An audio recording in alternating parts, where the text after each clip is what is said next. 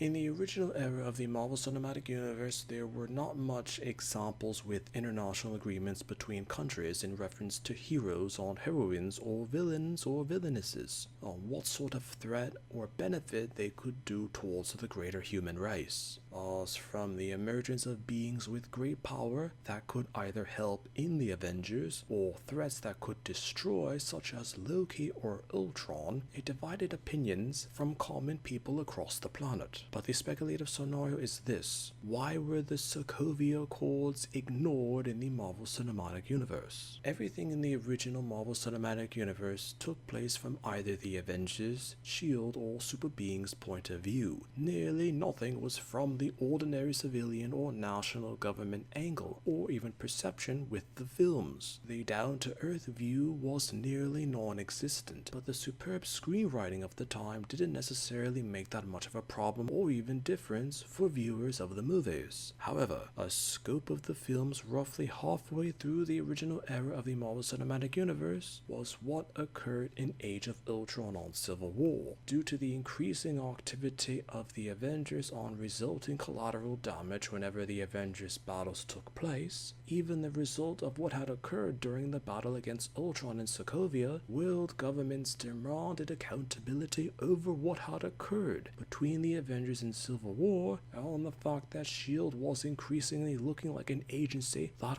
wasn't under the American government's control, but instead a rogue agency from the American government's authority. As mentioned, the Civil War among the Avengers was a result of the opinions with themselves on how they could or should act, both within the presence or gaze of the United States, as well as the European presence or authority. All of this with a global perception, but eventually the Sokovia Accords were later abandoned due to the theoretical consequences of having such a feature written or acknowledged in future screenplays for Marvel Cinematic Universe based movies. Such was even mentioned in dialogue, as Captain America himself, when asked about the Sokovia Accords after they were implemented, later mentioned that it was done with, and did not elaborate much else with it. The Sokovia Accords were essentially ignored for the sake of plot,